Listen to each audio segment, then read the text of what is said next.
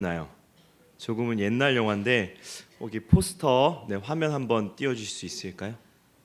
네, 이 화면입니다. 수양대군역의 이정재가 이렇게 말합니다. 관상가 양반, 내가 왕이 될 상인가?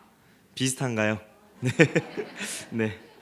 이 영화는 사람의 얼굴에 세상 삼라 만상이 다 들어있다라는 주제를 가지고 이 조선시대의 역사를 풀어낸 영화입니다. 수양대군, 이제 세조가 왕이 되는 역사, 계유 정난을 관상이라는 주제로 만들어서 영화했는데요. 저 되게 재밌게 봤습니다. 못 보신 분들 한번 보셔도 좋을 것 같아요. 얼굴을 보면 그 사람의 모든 것을 꿰뚫어 보는 천재 관상가, 이 송강호가 이 관상가의 역을 연기를 했는데요. 이 영화는 유명한 캐스팅과 무엇보다 관상을 소재로 영화했기 때문에 당시 주목을 받았던 작품입니다. 벗어날 수 없는 운명과 그것을 벗어나려고 애쓰는 모습에 대해 영화를 보여주었는데요. 네, 이제 포스터 내려셔도 됩니다. 영화는 결국 모든 이들이 관상대로 결말을 맺었습니다. 수단 방법을 가리지 않고 왕이 될 것이라는 수양은 결국 왕이 되었고요. 또 범의 상, 이 호랑이의 얼굴을 가졌다지만 이리의 얼굴을 이길 수 없다는 이 김종선은 수양대군에게 죽임을 당합니다. 벼슬에 오르면 화를 입을 것이라던 이 송강호의 아들 진형도 결국 죽습니다. 그리고 무엇보다 말년에 목이 잘릴 팔자라던 한명회는 결국 부관 참시를 당합니다. 영화는 우리에게 운명이라는 것을 알고 또 그것을 피할 수 있는가라는 질문을 남겼습니다. 여러분들은 제가 지금 말씀드린 관상이란 영화를 여러분 어떻게 생각하십니까? 관상가였던 송강호는 자신의 미래와 또 자신의 아들의 미래를 정확하게 예측했을까요? 영화를 보면 그렇지 못하죠. 그리고 안다 한들 막지 못했을 것입니다. 우리는 우리의 운명, 또 우리의 미래, 우리의 결과를 내다볼 수 있을까요? 절대로 그럴 수 없습니다. 그러나 사람들은 자신들의 인생을 궁금해하며 화는 피하고 복을 누리고 싶어 합니다. 우리는 하나님께서 작정하신 일들을 피할 수 없습니다. 하나님께서 세상의 주관자이시기 때문입니다. 그런데 그 하나님께서 행하시는 계획을 알 수 있다라고 하는 것, 그것이 이 얼굴에 또 우리의 손금에 기록되어 있다고 생각하는 것은 참으로 교만하며 어리석은 생각입니다. 우리 한번 옆에 계신 분들 얼굴 한번 볼까요? 옆에 한번 얼굴 보세요. 어떠세요? 얼굴에 그 모든 운명이 다 나타나 있습니까? 네, 옆에 있는 분에게 한번 말씀할게요. 당신은 하나님의 자녀가 될 상입니다. 네. 사주팔자라는 말이 있습니다. 태어날 때를 알면 그 사람의 운명을 알 수 있다라고 합니다. 이 사주팔자를 보는 사람들이 생각보다 많아요. 현대 한국 교회도 아직까지 영향을 주는 것 같습니다. 어떤 목사님께서 자신의 교회 성도님들 이야기를 한 것을 제가 들은 적이 있습니다. 이제 두 분 권사님께서 예배를 드리기 전에 서로 만나서 이야기를 하시는데요. 이제 한 분 권사님의 자녀가 곧 결혼을 하시나 봅니다. 그래서 다른 권사님이 그 권사님께 이제 제 이름하고 아내 이름을 그냥 성을 써서 했습니다. 심권사, 아들 배필될 여자에 대해서 사주팔자를 보았소. 했더니 다른 권사님이 그러시는 거예요. 에이, 믿는 사람이 무슨 사주팔자를 봐요. 그자 다시 그 권사님이 사주팔자는 학문적으로 보는 게 아니야. 미신이 아니야. 그자 다른 권사님이 사주팔자 봐서 안 좋게 나면 어떡해요? 그자 다른 권사님이 이렇게 대답하십니다. 그거야 당연히 피해야지. 피할 길을 알려주신 것인데 예수님도 사주팔자를 미리 봤다면 십자가 죽음은 면했을 거야. 네, 놀라운 농담이죠. 여러분 어떤가요? 혹시 우리 교회에서도 이런 농담을 주고받지는 않는지요? 교회 안에도 이렇게 운세, 관상, 사주팔자가 아직도 영향을 미치고 있습니다. 이렇게 된 것은 우리가 성경을 바르게 이해하지 못했기 때문이며 또 성경이 말씀하는 교리를 바르게 공부하지 않았기 때문입니다. 우리는 결코 우리의 운명을 그리고 세상의 운명을 알 수 없습니다. 하나님의 계획, 세상이 돌아가는 일, 이 모든 것을 우리는 온전히 알 수 없습니다. 무엇보다 구원의 계획을 우리가 바꿀 수도 선택할 수도 없습니다. 다만 우리에게 주어진 상황에서 우리는 우리를 지으신 하나님의 목적대로 살기 위하여 노력하는 삶을 살아야 합니다. 그렇다면 우리는 하나님의 섭리와 계획을 어떻게 깨달을 수 있을까요? 그것은 바로 성경을 통해서입니다. 그런데 보통 이 성경의 진리들 안에 있는 교리, 이 하나님의 교리에 관하여 너무나도 모르기에 우리는 성경을 우리가 원하는 방식으로 또 우리가 기뻐하는 방식으로 해석하고 세상 속에서 적용하며 살아갑니다. 그래서 저는 오늘 교리를 설교하고자 합니다. 조금 지루하실 수 있습니다. 덜 지루하지 않게, 어렵지 않게 설교하려고 하니까요, 끝까지 인내하시고 들어주시기를 바랍니다. 우리가 믿고 고백하는 개혁주의, 칼빈주의의 다른 말이기도 한데요, 종교개혁자인 칼빈과 그를 지지하는 신학자와 목사들이 주장하는 교리들이 있습니다. 그들이 이 교리들로 성경을 해석하며 설교하며 삶에 적용하는데요, 이것을 개혁주의라고 말합니다. 개혁주의에서 가장 중심이 되는 5가지 교리가 있는데요, 제가 전에도 한번 말씀을 드렸는데 혹시 PPT 한번 띄워주실까요? 네, 첫째는 전적 타락입니다. 인간은 근본적으로 모든 것이 타락했다라는 것입니다. 둘째는 무조건적 선택입니다. 하나님께서 조건을 보시지 않고, 그러니까 그냥 막 했다는 게 아니라 조건을 보시지 않고 선택을 하셨다는 것입니다. 셋째는 제한 속죄입니다. 그리스도의 죽음이 택함받은 자들에게만 이 구원의 효력이 있다는 것이죠. 넷째는 불가항력적 은혜입니다. 말이 좀 어려운데요, 하나님께서 이 택한 사람에게 주어지는 구원의 은혜를 그 사람이 절대로 받지 않겠다고 거절할 수 없다는 것입니다. 마지막 5번째는 성도의 견인입니다. 우리 담임 목사님께서 많이 말씀해 주셨는데, 하나님께서 택한 사람은 끝까지 보존하신다라는 것이죠. 근데 이제 내려주셔도 됩니다. 우리는 이 5가지의 교리를 성경에서 말씀하고 있다고 믿으며 또 고백하고 삶에서 실천합니다. 이것이 우리 합동교단 개혁주의 교단에서 주장하는 핵심 교리입니다. 혹시 기억하실지 모르겠는데요, 제가 전도폭발 수업 때문에 오후 예배를 잘 못 써가지고요, 제가 전에 인간의 전적 타락 교리에 대해서 설교한 적이 있습니다. 모든 인간은 다 타락했습니다. 성경은 여기서 시작을 합니다. 오늘 담임 목사님께서 그 타락의 이유를 오전 예배 때 설교하셨어요. 무엇 때문에 타락을 했다고 말씀하셨나요? 네, 정확하게 기억을 하십니다. 바로 욕심입니다. 우리가 있는 자리, 우리의 위치, 우리가 감당할 수 있는 것들을 넘어서고자 하는 것, 얼마나 어리석습니까? 그러나 우리는 이러한 욕심 때문에 아직도 죄를 짓고 또 회개하며 살아가고 있습니다. 타락한 사람은 결코 하나님을 알 수 없으며 하나님의 진노의 심판에서 벗어날 수 없습니다. 생각하는 것, 행동하는 것, 모든 것이 다 타락하였다는 것입니다. 여기서 타락은 하나님으로부터 멀어졌고 죄를 지을 수밖에 없는 존재가 되었다는 것입니다. 하나님께서는 사람에게 자유의지를 주셨지만 타락한 사람은 결코 하나님께서 기뻐하시는 선에 관하여 그리고 구원에 관하여 선택할 수 없습니다. 본인의 의지로 그리고 노력으로는 결코 구원을 얻을 수 없는 존재로 되어버린 것입니다. 그래서 사람은 모두 하나님의 진노, 멸망의 길, 지옥으로 가게 되는 것입니다. 이것이 바로 첫 번째인 전적 타락의 교리입니다.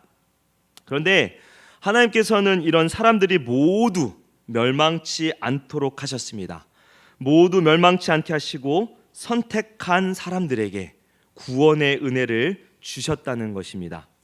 타락한 사람은 스스로 구원을 선택할 수 없기 때문에 반드시 하나님께서 선택해 주셔야만 그 사람은 믿음으로 구원을 받고 멸망의 길에서 벗어나 영원한 기쁨과 안식을 누리게 되는 것입니다. 이것이 성경에서 가르치는 선택의 교리입니다. 그렇다면 하나님께서는 어떤 사람을 선택하시는 것일까요? 이미 답을 알고 계신 분도 있을 겁니다. 오늘은 바로 이 선택에 관한 교리를 설교하고자 합니다. 하나님께서 누구는 택하시고 누구는 버리셨다. 이것에 관하여 성경은 어떻게 말씀할까요? 제가 서두에 관상이라는 영화를 다루고 사주팔자에 대하여 말씀드린 이유는 바로 하나님의 계획, 세상 사람들이 말하는 운명을 과연 알 수 있느냐 하는 것입니다. 결코 알 수 없죠. 그리고 그것을 피할 수도 바꿀 수도 없습니다. 성경을 읽고 해석할 때 우리 성도님들 중에 실수하는 것이 있습니다. 바로 인물에 관한 이해인데요. 이제 세상 속담에 이러한 속담이 있습니다. 될성 부른 나무는 떡잎부터 알아본다라고 말이 있죠. 그렇습니다. 될 사람, 타고난 사람들이 있어요. 그래서 그러한 것들을 보면 이 사람은 이렇게 되겠구나라고 예측할 수 있어요. 요즘에 이제 이게 권사님들이나 집사님들이 많이 계시던데 손흥민 선수를 아시나요? 네, 요즘에 유명하죠. 손흥민 선수가 엄청 잘하지 않습니까? 영국 프리미어리그에서 많은 골을 넣고 자신의 능력을 보여주고 있는데요. 제가 2008년 9년에 독일에 갔을 때 손흥민은 아직 성인이 아니었지만 이미 이때부터 엄청나게 잘하기로 유명했었습니다. 그때부터 뛰어난 선수가 될 것이라고 많은 사람들이 예상을 했었죠. 세상은 이렇게 사람들을 판단할 수 있습니다. 타고난 것, 열심히 하는 것, 이것으로 상을 누리고 부지런한 사람이 성공할 수 있죠. 즉 노력해서 무엇인가를 얻을 수 있다는 것입니다.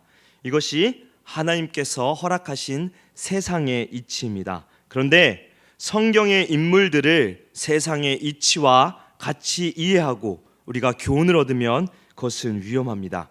왜냐하면 구원과 관련된 것이기 때문입니다. 여러분, 세상의 방식과 하나님의 구원의 방식은 전혀 다릅니다. 하나님께서 아브라함을 택하시고 믿음을 주시고 하나님을 예배하게 하신 이유가 무엇일까요? 하나님께서 무엇 때문에 아브라함을 택하셔서 예수 그리스도의 조상이 되게 하셨으며 이스라엘 민족의 조상이 되게 하셨을까요? 여러분들은 혹시 아브라함의 선한 모습을 생각하고 계시지는 않는지요?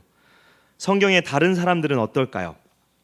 이스라엘 백성들을 지도하고 이방의 백성들로부터 구원하였던 사사들은 왜 사사로 택함을 받았을까요?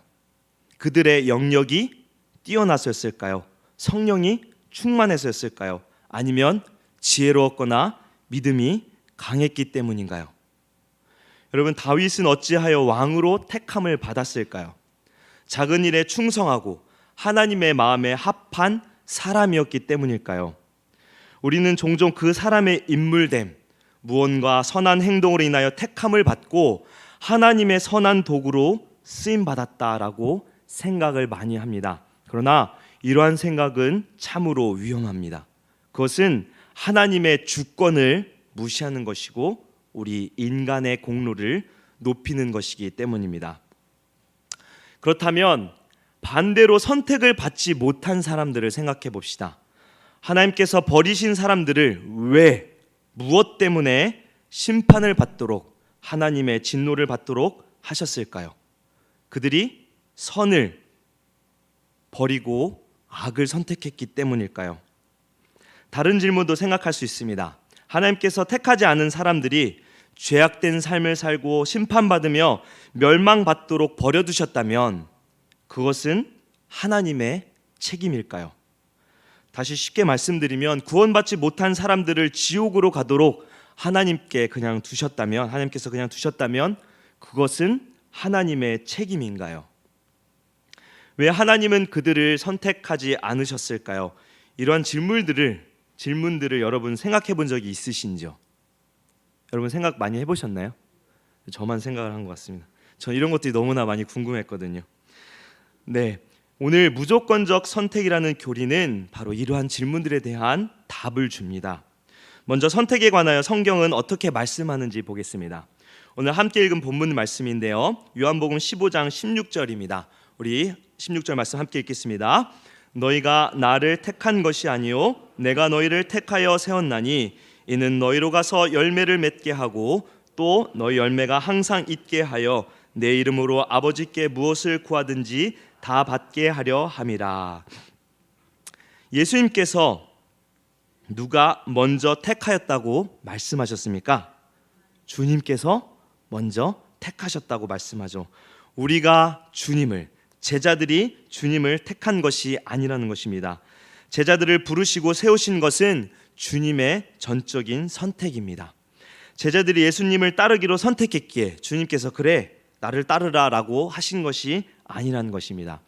하나님께서는 결코 사람의 공로나 선행을 보고 선택하지 않으셨습니다. 우리는 이것을 절대로 항상 잊어서는 안 됩니다. 오늘 말씀드리는 선택의 교리도 바로 그것입니다. 무조건적 선택. 무엇인가 선행이나 공로의 조건이 있어서 우리를 선택하시고 구원을 허락하신 것이 아니라 아무 조건 없이 우리의 공로를 보시지 않고, 아니 공로가 있기도 전에 선택을 하셨다는 것입니다. 이것을 정확하게 말씀하는 것이 로마서인데요. 바울 사도는 로마서 1장에서 3장에 인간의 타락에 관하여 말씀하고, 그리고 9장에 조건 없이 선택하신 하나님의 계획을 말씀합니다. 로마서 9장에서 바울 사도는 선택에 관하여 이삭, 그리고 이삭의 아들 야곱을 예로 설명합니다. 먼저 이삭을 보면 아브라함의 아들로 태어났기에 이삭을 하나님께서 선택했는가라는 질문을 합니다. 그러나 아브라함에게는 다른 아들이 하나 있었어요. 누굴까요? 정확하게 기억하십니다. 이스마엘입니다. 그는 하갈에게서 태어난 자손이죠. 그런데 하나님께서는 이스마엘을 택하시지 않고 이삭을 선택하셨습니다. 그 이유는 바로 이삭이 하나님의 약속의 자녀였기 때문입니다. 아브라함의 아들로 태어난다는 조건만으로 선택을 받지는 않는다는 것입니다. 그래서 로마서 9장 7절 8절에 이렇게 말씀합니다. 로마서 9장 7절 8절인데요. 또한 아브라함의 씨가 다 그의 자녀가 아니라 오직 이삭으로부터 난 자라야 내 씨라 불리리라 하셨으니 곧 육신의 자녀가 하나님의 자녀가 아니요 오직 약속의 자녀가 씨로 여기심을 받느니라. 하나님께서 이삭을 약속의 자녀라고 표현한 것은 하나님께서 이삭을 선택하시고 그를 잉태하도록 개입하셨다는 것을 뜻합니다. 아브라함과 사라의 나이가 많아서 잉태할 수 없는 조건임에도 하나님께서는 약속을 지키시기 위하여 아브라함의 삶에 직접 개입하셔서 기적과 은혜를 베푸셨고 약속의 자녀 이삭을 잉태케 하신 것입니다. 즉 하나님께서는 조건 안에서 선택을 하신 것이 아니라는 것입니다. 바울은 이 이삭으로 부족했는지 야곱과 에서의 선택을 한 번 더 설명하는데요. 왜냐하면 이스마엘은 사라의 아들이 아니었기에 순수한 혈통이 아니라고 주장했습니다. 그럼 이삭의 두 아들 야곱과 에서 중에 하나님께서는 누구를 선택하셨습니까? 네, 야곱을 선택하셨습니다. 그런데 왜 야곱을 선택하셨나요? 그들은 로마서 9장 11절의 말씀처럼 아직 나지도 아니하고 무슨 선이나 악을 행하지도 아니하였는데 택하심을 받았습니다. 즉 인간의 행위로 말미암지 않고 하나님께서 택하셨다는 것입니다. 둘의 조건은 아주 똑같아요. 이삭의 자녀이며 또 유대인이고 아브라함의 손자이지만 하나님은 왜 야곱을 선택했을까요? 장자권으로 따른다면 에서가 선택받아야 마땅하지 않나요? 야곱의 모습은 성경을 통해서 우리가 알 수 있듯이 그는 사기꾼이었습니다. 그가 하나님을 만나고 변화를 받았기에 그는 하나님을 예배할 수 있었고 하나님의 축복을 누릴 수 있었던 것입니다. 또 다른 인물을 한번 볼까요? 이스라엘 역사에서 가장 위대한 왕 다윗. 그는 어땠습니까? 그는 이스라엘의 왕이 되기에 충분한 조건을 갖추었다고 생각하시나요? 그가 하나님의 마음에 합한 자였다는 것을 하나님께서 아셨기에 그를 선택하시고 왕이 되게 하시며 그의 자손에서 예수 그리스도가 나게 하신 것일까요? 그의 선한 행동들을 보고 하나님에 대한 열심을 보고 그를 택하셔서 하나님의 일꾼으로 사용하신 것일까요? 아닙니다. 성경은 다윗의 모든 죄들을 다 기록했습니다. 죄로 말할 것 같으면 오히려 우리보다 더 큰 죄가 있던 자였습니다. 또한 다윗은 왕이 되기에 충분한 자격이 있던 인물도 아니었죠. 그럼에도 하나님께서는 이 다윗을 택하시고 기름 부으셔서 성령 충만케 하셨습니다. 그리고 이 다윗을 선하게 이끄시며 이스라엘 왕으로 삼으시고 약속을 주셔서 그리스도가 그의 자손으로 오시도록 하신 것입니다. 성경에서 인물들의 죄들을 꼼꼼하게 말씀하고 있는 것은 성경의 인물들은 다 그들의 선한 행위나 능력, 믿음, 특별한 자격이 있어서 하나님께서 택함을 받은 것이 아니라는 것입니다. 그래서 바울 사도는 이렇게 로마서 9장 16절에 말씀합니다. 로마서 9장 16절 말씀 스크린에 함께 읽겠습니다. 16절입니다. 그런즉 원하는 자로 말미암음도 아니요 다른 박질하는 자로 말미암음도 아니요 오직 긍휼히 여기시는 하나님으로 말미암음이니라. 아멘. 인간의 자격, 능력, 열심, 선함 어떠한 조건도 하나님께서 선택을 하도록 만든 것이 아니라는 것입니다. 오직 하나님의 주권적 선택이라고 성경은 말씀합니다. 어떤 이들은 이러한 교리를 받아들이고 싶지 않아요. 왜냐하면 하나님께서 그렇다면 누구는 선택하고 누구는 버린다면 여러분 어때요? 그거는 불공평하지 않은가라는 생각을 하기 때문입니다. 물론 선택받은 사람은 그렇게 생각 안 할 수도 있겠지만 아닌 사람은 분명히 불공평하다라고 생각할 것 같아요. 저도 그래서 처음에는 이 생각에 동의를 했습니다. 내가 선택받은 것은 좋은데 그렇지 못한 경우라면 하나님께서는 왜 그렇다면 버려두셨는가? 그것은 불공평한 것이 아닌가라고 선하시고 완전하신 하나님을 우리 인간의 생각으로 판단하게 됩니다. 여러분도 이 생각에 동의하시나요? 여러분도 저같이 불공평한 하나님이시다라고 생각하지는 않는지요? 여기에 대해서 성경은 이렇게 말씀합니다. 로마서 9장 14절인데요. 함께 읽겠습니다. 시작. 그런즉 우리가 무슨 말을 하리요? 하나님께 불의가 있느냐? 그럴 수 없느니라. 자, 이제 선택을 받지 못한 것, 이것을 신앙용어로 유기라고 합니다. 버려둠인데요. 이 유기교리에 관하여 말씀드리려고 합니다. 사실 이것을 가장 잘 설명한 것이 웨스트민스터 신앙고백서입니다. 우리 PPT 한번 띄워주실 수 있을까요? 네, 웨스트민스터 신앙고백은 우리 개혁주의 신앙인들이 믿는 바를 나타낸 것인데 거기 3장 7절에 이렇게 나와 있는데요.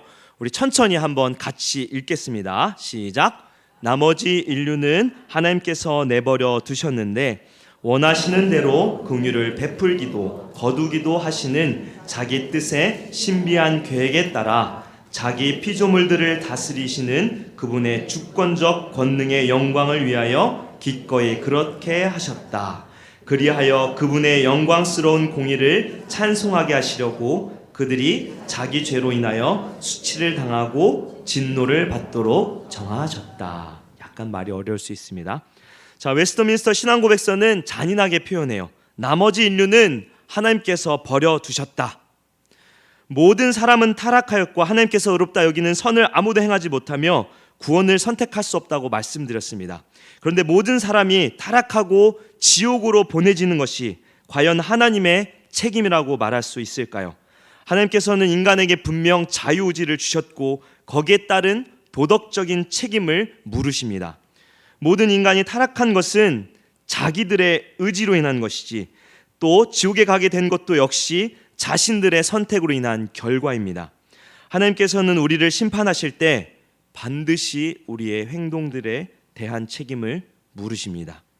하나님께서 죄를 짓는 사람을 심판하는 것, 그리고 그들에게 영원한 형벌을 내리시는 것은 하나님의 공의를 실현하는 것이고 곧 하나님의 영광을 드러내는 것입니다.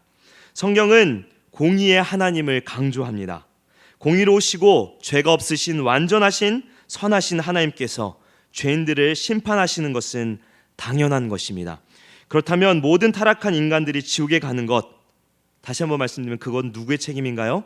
타락한 인간들 각자의 책임입니다. 우리 모든 인류는 안타깝게도 심판을 받는 길, 지옥으로 가는 길에서 벗어날 수 없다는 것입니다. 이들이 지옥에 가도록 하나님께서 그냥 버려두시는 것, 그것은 결코 하나님의 책임이 아닙니다. 왜냐하면 하나님께서 타락한 인류에게 죄를 짓도록 강요하신 것이 아니기 때문입니다.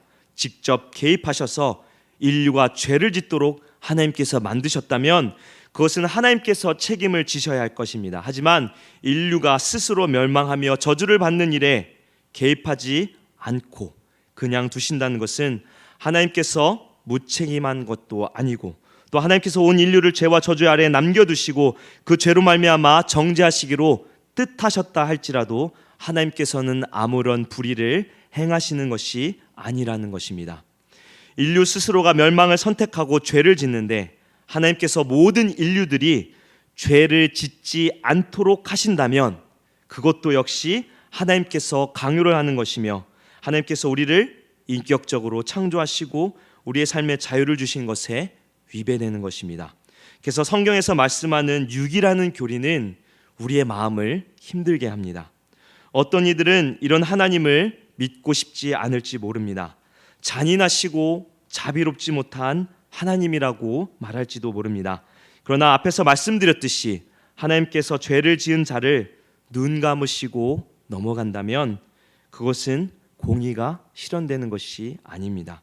그것은 오히려 하나님의 공의와 영광을 위배하는 것입니다. 악한 자들에게 벌을 내리시고 선한 이들에게 상을 주는 것, 하나님은 이 원칙을 철저하게 지키십니다.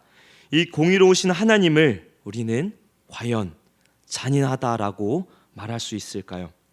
그렇다면 성경에서는 이 유기의 교리를 말씀하고 있을까요? 네, 성경에서 말씀하고 있기에 유기라는 교리를 제가 설교하고 있는 것입니다. 로마서 9장 18절인데요. 9장 18절에 이렇게 말씀합니다. 그런즉 하나님께서 하고자 하시는 자를 긍휼히 여기시고 하고자 하시는 자를 완악하게 하시느니라. 여기서 완악하게 하신다라는 것은 하나님께서 강요하는 것이 아니라 자기 스스로 완악해진 것을 하나님이 그냥 두신다는 것입니다. 주님께서도 요한복음 12장 39절 40절에 이렇게 말씀합니다.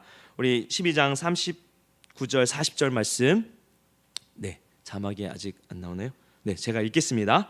그들이 능히 믿지 못하는 것은 이 때문이니 곧 이사야가 다시 일렀으되 그들의 눈을 멀게 하시고 그들의 마음을 완고하게 하셨으니 이는 그들로 하여금 눈으로 보고 마음으로 깨닫고 돌이켜 내게 고침을 받지 못하게 하려 함이라 하였음이더라.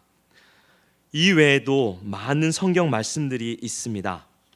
하나님께서 모든 타락한 인류가 버려지게 두셨다 한들, 다시 말씀드리지만 우리는 하나님께 불평할 수 없습니다. 하나님이 책임이 아니라 타락한 자신들의 책임이기 때문입니다.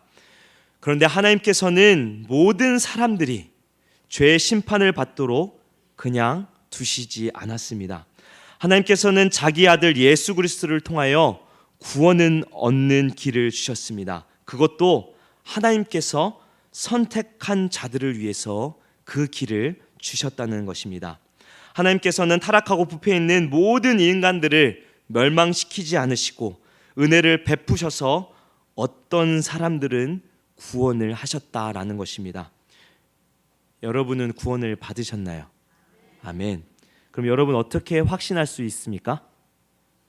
이렇게 질문을 하면 대답이 어렵습니다.